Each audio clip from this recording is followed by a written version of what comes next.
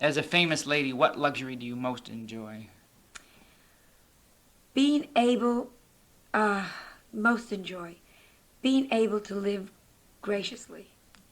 I really enjoy the environment I've created for myself and my family. You have a beautiful house. Pretty I house. think people, not that they would think you wouldn't have a beautiful house, Yeah. but they might not think it was so. Decorated by a gay guy. Oh, really? So let's go back to that stereotype. Yeah, thank you. But it is beautiful. Thank you. Um, Parts of it. I'll show you upstairs. Shabby. Now, everything can't be so wonderful about being famous. What's the biggest pain in the ass for you in that regard? Oh, I love it. Let me just tell you. Very few pains. Very few pains. I always say, I'm not trade. Even when I'm complaining the most, I'm always saying, I'm only kidding, God. Only kidding. Wouldn't trade, God. The biggest thing is you really totally lose when you're in public your privacy. But that's fine. And I understand that. I mean, the minute you shut your door and you walk into the street, you really are there for somebody to come up and say, you make me happy. Every once in a while, there'll be, when my mother died and I was flying into New York, and I was sitting in the plane just crying. I couldn't stop crying. It hit me in the airport. You know, you get the call and you get dressed. I said, my mother's dead. Put my clothes in the suitcase. Got on the plane and it hit me for 5 hours. I could not stop crying in the plane.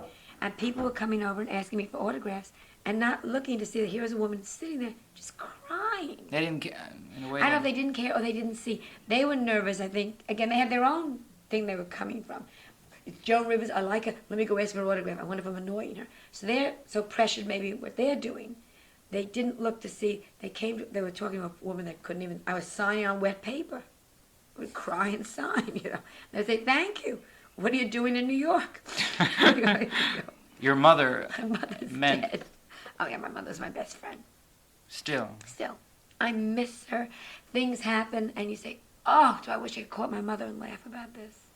Oh, when my mother enjoyed her funeral, I just wish she had been there because so many relatives came that were idiots. I could have said, did you see Aunt so-and-so? Did you see what she was wearing? Did you see that so-and-so didn't talk? There was so much going on at her funeral that I just want to say, oh, B, you just want to have an hour to talk to her about it afterward and laugh about it. Was she proud of you? I think so. I think she was very proud of me. As you get more popular, good things happen, but more people snipe at you, you know. And I was coming from Atlantic City, and I just sold out all the shows. It was a wonderful engagement. And as I get on the plane, a friend of mine hands me the New Yorker, and they said, look, you're in a cartoon, which means you've entered into the culture of America. And the cartoon was a darling cartoon, a little boy saying to his father, Daddy, Daddy. Joan Rivers is sitting in for Mommy at breakfast this morning. I was so thrilled, because I read the New Yorker first thing every week, and I've read it since I was 12. And to be in a magazine you've grown up with, I was euphoric flying from New York to L.A. I get off in L.A., carrying the New Yorker to show to Edgar, and my limo driver meets me with a big article from the L.A. Times from a guy who hates me. Oh, God. He probably thought it was a nice little... He said to me, did they get you, Miss Rivers? Did you see this yet? I said, oh, shit. So I thought one day you go from being in the New Yorker, which to me is, you know, just the ultimate thing to this terrible thing. So which coast do you go to? It was a funny experience within 5 hours to be loved and hated. When you prepare for the monologue for The Tonight Show, how carefully do you do it? Oh, I right now, as we talk, I did The Tonight Show last night. I am now starting to prepare for the next shot, which won't be for 7 weeks. I write jokes, I sit, I think about jokes, I keep a whole little envelope with the jokes in it. It's a long, arduous process. I work every night in a nightclub. And then every night. Do you memorize the jokes, or do you have for instance, on television, do you have a teleprompter? I have cue cards when I host this. But when I talk to Johnny, I memorize. Because that's a one-to-one. You mean he's got the questions and you've got... He's got the questions, and boy, I better have the answers. Oh, I see. How much does the act change every night in Las Vegas, for instance? My act changes. It's like a piece of tapestry. It changes very slowly. I keep adding to the act. So I think it changes maybe 7 jokes a week, which is a lot, by the way. 7 jokes that work. A week. A week. I will try every night maybe 10 new jokes. If I get 1 a night, I go, oh, it's a good night. I got a really good joke here tonight. Out of the other 9 that just went, because comedy, you know, what I think is funny, you don't, Glenn. I mean, it's that simple. And every once in a while, you find something we all think is funny, and you go, thank you, God.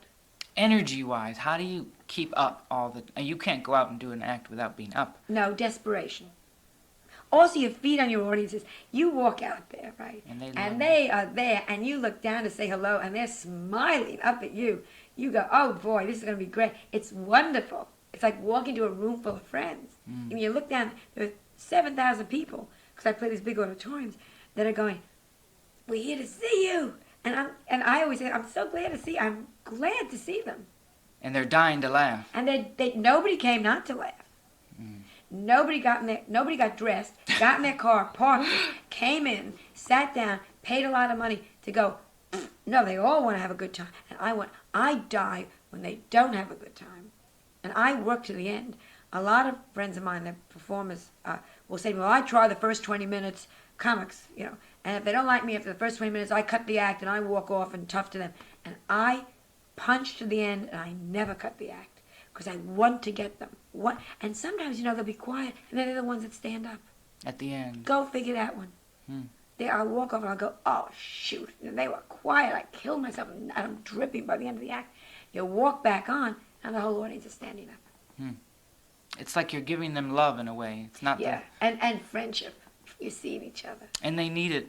Aren't people lonely? Isn't everybody? Well, I don't know. You don't seem to be. Well, at this point in my life, I'm not lonely. But I know eventually my daughter's going to take off, which is normal. And if my husband goes ahead of me, I'm going to be a lonely old lady. If I go ahead of him, he's going to be a lonely old man. Not remarrying. I'll kill him.